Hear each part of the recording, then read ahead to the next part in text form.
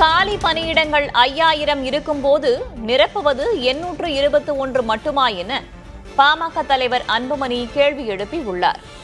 TNPSC group 2 தேர்வு அறிவிப்பு குறித்து பாமக தலைவர் அன்புமணி இந்த கேள்வியை எழுப்பியிருக்கிறார்.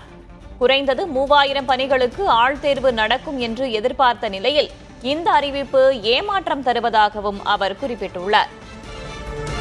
காலி பணியிடங்கள் 5000 இருக்கும்போது நிரப்புவது 821 மட்டுமா என்று கேள்வி எழுப்பியுள்ள அவர், தாவேக ஆட்சிக்கு காரணம் இளைஞர்கள்தான், அவர்களுக்கு துரோகம் செய்யக்கூடாது என்றும் குறிப்பிட்டுள்ளார்.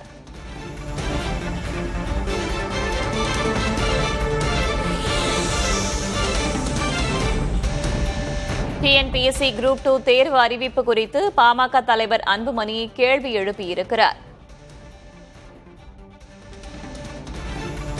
தாவேக ஆட்சிக்கு காரணம் இளைஞர்கள்தான், அவர்களுக்கு துரோகம் செய்யக்கூடாது என்றும் அவர் கேட்டுக் கொண்டுள்ளார்.